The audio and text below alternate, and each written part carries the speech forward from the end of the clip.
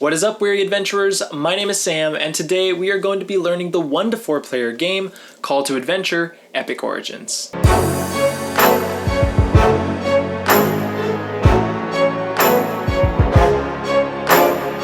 Really quickly, before we dive into this video, I do want to give a special shout out to the sponsor of today's video, which is going to be Brotherwise Games, the creators of Call to Adventure and now Call to Adventure Epic Origins. I am so excited to teach you this today, but definitely go ahead and check the link below if you want to visit their website, take a look at their other games, and also there is the Kickstarter page link in the description down below if you're watching this during the campaign, and you'll be able to actually check out other videos by other creators there, as well as be able to actually back the campaign. And one last thing before we dive in, this is not the final copy of the game. This is going to be a prototype version. It is going to have some artwork that is going to be new, and a lot of the card abilities are going to be different, but this is not the final component quality of the game, and everything is subject to change. But this will definitely teach you how to play the game, so let's go ahead and get right into it.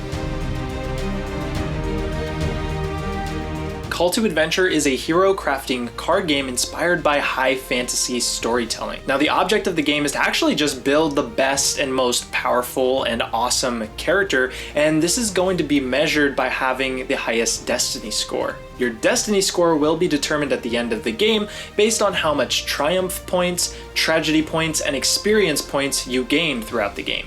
However, in addition to the goal of having the highest score, there is also a different goal throughout the game where you're going to be attempting to defeat the adversary. Now, if the adversary is not defeated by the end of the game, then nobody wins. So this is actually a semi-cooperative experience, and it adds a lot of tension throughout the game where you actually want your opponents to be strong enough in order to help you defeat the adversary, but still only one of you will be the most powerful character at the end. Over the course of the game, you're going to be able to build your story by adding cards to your tableau. And along the way, you will actually be gaining access to ability runes that you can use to face challenges, including the final adversary. Now, at the end of the game, your tableau will look something like this, and only one hero will actually have the highest destiny score, but every player will have a unique story to tell, and honestly, that's kind of the best part, is those telling of the stories and seeing how your character has progressed from its origins to its final destiny.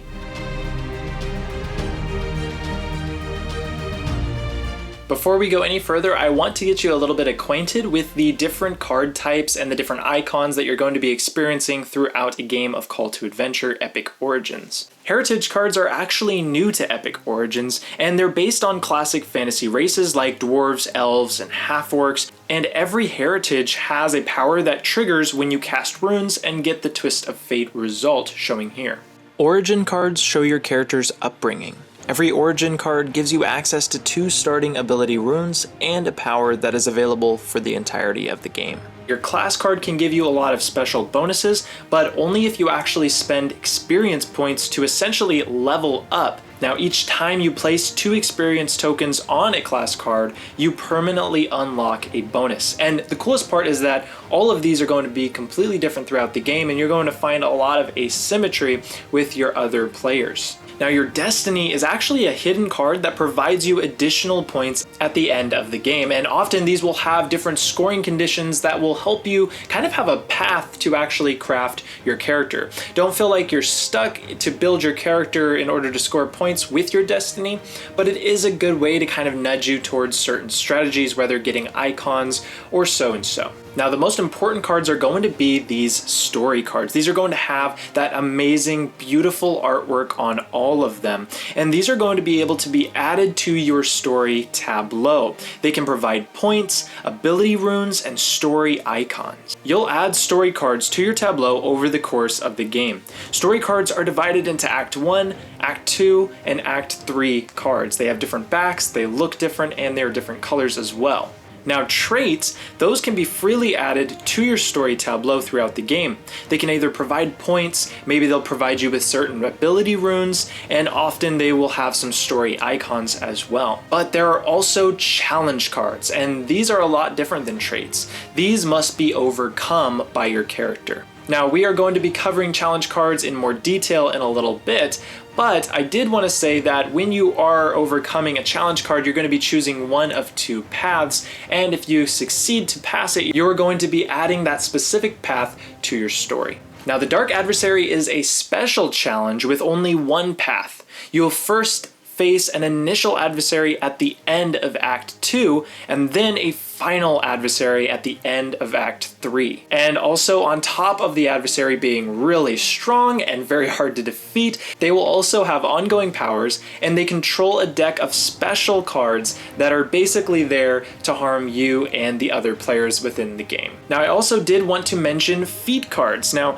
feat cards, you can gain these during the game. They are either going to be hero or anti-hero cards, and they both have a lot of different powers and do a lot of different things. Now, just something to note, if you're looking at these story cards and you ever see these rune symbols on the top or the bottom, those are actually going to give you runes permanently throughout the game once those are added to your story. Now, some of these are also going to be having story icons that come in all of these different designs, and collecting multiple sets of these throughout the game gives you different amounts of destiny points at the end of the game. So try to collect multiples of the same kind. That's usually what I try to do because it just helps you get more points at the end of the day. And these hero and anti-hero icons, if you ever see these at the top or bottom of a card, it will just tell you to draw that type of card respectively once gained. If this is your first game, go ahead and open up the Dark Lord envelope to reveal the Adversary card. Now, the envelope also contains an Origin and Destiny card that you can actually shuffle into those decks right now. Now, place the Adversary with the Dark Lord's consort face up. Set it next to the Adversary quest. Place 5 red experience tokens on the Adversary for each player in the game. So for example, if you're playing a 2-player game, the Adversary is going to have 10 experience tokens upon it. Go ahead and shuffle the Adversary deck and place it nearby. Now you're going to want to deal each player playing the game 1 Heritage card, 2 Origin cards, 2 Class cards, and 2 Destiny cards. Players actually get to choose one of each of these groups that they got 2 cards in, so they're going to be choosing 1 Origin, 1 Class, and 1 Destiny. And a general strategy would be to keep cards that match icons with your adversary in that game. Now, here is an example of 4 starting character cards. Place the Heritage, Origin, and Class cards face up, and your Destiny card is going to go ahead and remain face down, but you can always look at your own Destiny card at any time during the game. Go ahead and give each player 3 experience tokens, as well as deal them 1 hero card. And lastly, with your own character setup, go ahead and set your corruption tracker to its starting point here. Finally, we're going to be preparing the story decks, feat decks, and runes. Now, for a 1 through 3 player game, you're going to lay 4 story cards face down from each act. And for a 4 player game, you'd go ahead and have 5 for each act face down. Go ahead and set the hero deck, the anti-hero deck, and the runes nearby. Then turn the Act 1 cards face up, and you are ready to begin playing. Beginning with the first player, players are going to take turns in clockwise order. Once per turn, on your turn, you can either gain a trait or attempt a challenge. To gain a trait, you simply take it and add it to your story tableau. In Act 1, that means taking the card and tucking it under your Origin card with the path showing at the top. Now, challenges can carry great rewards and bonuses, but they also carry the risk of failure, unlike traits. To attempt a challenge, first thing you're going to want to do is assess the difficulty and relevant abilities. This is going to be a Constitution and Wisdom challenge that will require 3 points of success in order to overcome. Then you are going to actually need to declare which path you're taking. You're going to be casting the same runes for each path, but those rewards that you get are going to be different. Also note that taking the bottom path is going to add 1 to the difficulty challenge. Then what you're going to do is gather your pool of runes. Now, there is always going to be 3 basic runes, and you will always roll these when trying to overcome a challenge. But you also get any runes relevant to that within any of your character cards as well as story cards that you have added. Now, our hero doesn't currently have any wisdom runes, so we'll go ahead and add 2 constitution runes to our pool. Now we're going to go ahead and cast the runes by tossing them on the table. We need 4 points of success, and it looks like we got exactly that. Now, each slash here is worth 1, and the Constitution symbol is going to be worth 2. Now, when you succeed at a challenge, you actually add it to your story and make sure that your chosen path is visible under your card. If you fail a challenge, then you're going to discard that story card and gain an experience token. Now, choosing a trait or overcoming a challenge, you can only choose to do one of those on your turn, but there are some other actions that you can do as many number of times as you want to on your turn, and we're going to cover those right now. Any number of times on your turn, you can journey, you can activate card powers, as well as play any number of feat cards as you would like. Now, journeying is actually super simple. All you have to do is pay 1 experience token, and then you choose a story card to discard and then replace it with its relevant act deck. This can be a good way to find new adventures and new paths to explore in order to build your character the way that you would like to. You also might have character card powers during your turn. Your heritage and origin and class card powers are actually available for the entire game. Feat cards can give you a crucial bonus, especially when facing challenges. Now, these cards usually specify when they can be played. Otherwise, they can be played at any time and can often be played cooperatively on other players' turns. Now, when you play a hero or anti-hero card, place it next to your tableau. You're going to want to keep a pile of these beside yourself. And the reason for that is that each hero card is actually going to be worth 1 triumph point at the end of the game, and each anti-hero card is going to be worth 1 tragedy point at the end of the game. Once you're out of actions to take, play is going to pass to the next player. Now, I actually really love to teach by example, so let's just say that our hero is facing city sewers. Now, this is a strength and dexterity challenge. And with our hero only having 1 relevant rune, our chances to complete this are super slim. But we can tip the scales by adding in a dark rune. During any challenge, a player can spend up to 3 experience tokens in order to add a dark rune to their rune pool. Now, luckily we have one of my favorite origin cards, which is the Outcast, and it actually has a power that lets us add a dark rune for free. So that's pretty awesome and possibly a little shady, but we don't really need to talk about that. Now, it looks like we go ahead and beat the challenge, but this actually comes with a cost. Because the Dark Rune rolled a moon result, we actually got 2 successes, which is awesome, but we also have to go down on the corruption track. And if you notice, if we move too far down, you're going to notice that we'll actually lose the ability to even play hero cards. Now, gaining corruption also triggers a power listed on the Dark Lord's consort, giving her another experience token. So you're essentially giving the adversary more power the more you go corrupt in this game. Now, using dark runes, it's cool and all, but there are other ways to increase your chances to actually win a challenge, and that is going to be feat cards. For example, playing Ancestral Blade on a strength path is going to add +2 successes to that challenge. Now, when a card says to play it as a hero attempts a challenge, you can actually wait until you see the rune results and then choose to play that feat card. Now, challenges can also be affected by a twist of fate result. Now, whenever you're casting runes, you have a 50% chance to actually get this result. Now, it does not add any successes to your challenge attempt, but it certainly does shake the game up. Now, first, it's going to trigger the adversary to play a feat card from the top of their deck. Like Wandering Monster, for example, can make it harder to overcome the current challenge that you're trying to complete.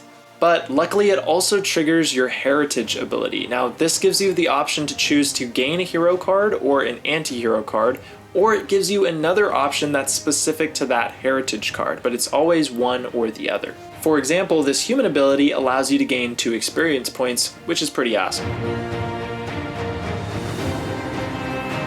Now, once you have added 3 story cards to your origin card, you are ready to move on to Act 2. At the beginning of your next turn, you're going to go ahead and flip all of the Act 2 cards face up. And now you'll actually be able to choose from those traits and challenges. As you gain new story cards in Act 2, you're going to be tucking those cards under your class card. And in Act 3, you're going to be tucking them under your destiny, but don't flip your destiny card up yet. It's still going to be face down as you put cards under it. Now, an important rule to keep note of is that once you actually leave an act as your character, you can't go back and claim cards in a previous act. So for example, if I'm moving on to Act 2, I can never gain any more Act 1 cards. Now, a special event happens at the end of Act 2. This will be you actually facing up against the Adversary.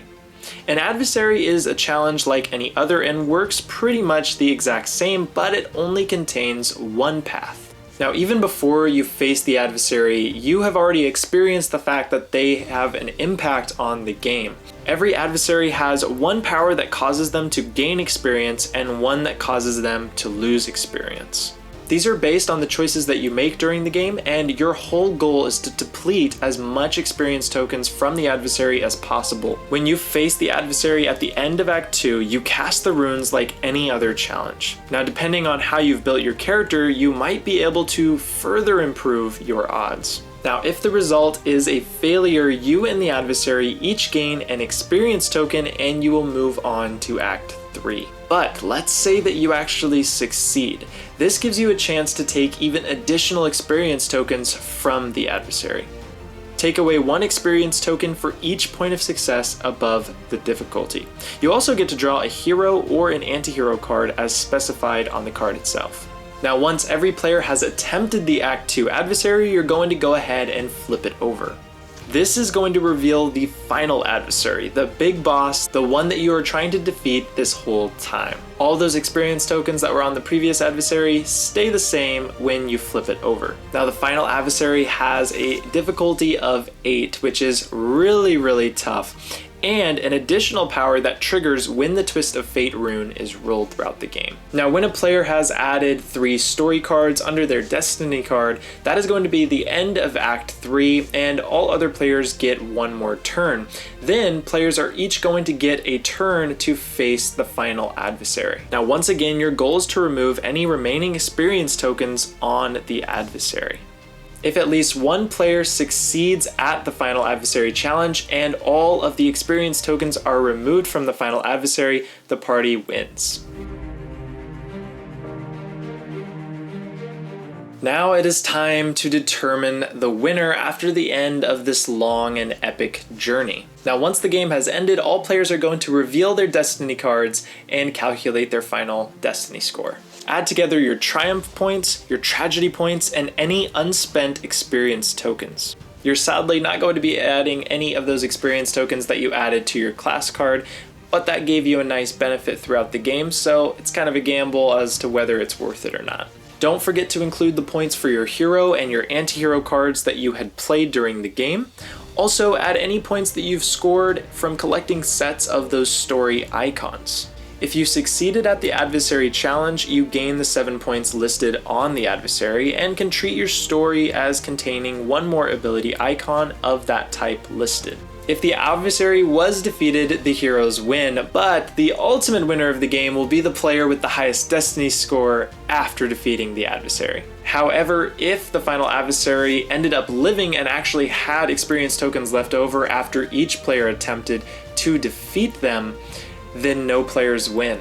So that's kind of where it's a semi-cooperative game, but still with one possible winner at the end. Now that the game is over, you get to unlock the next campaign mode and open up the next envelope for your next play session. And the cool thing is it comes with a new adversary, so you're going to be getting a whole new experience for your next game.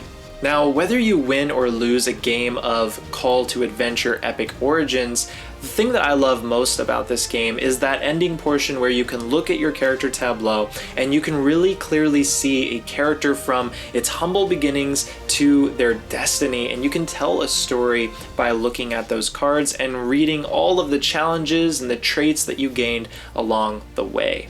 And one thing that I would highly encourage is for everybody around the table to tell the story of their hero. And also, if you really want to be fun about it, I get into character and actually play my hero throughout the game. You know, going down these paths and going down these winding roads of fate can be super fun, but it makes it a much more thematic experience when you're around the table with other people really playing those characters. And if you're feeling really inspired, you can actually convert your final tableau into a role-playing game character. check out brotherwisegames.com for a 5th edition conversion guide, and the link will go ahead and be down below. That's everything you need to know on how to play Call to Adventure Epic Origins. Thank you so much for watching this video. Get out to your next adventure. Let's go ahead and drop the beat.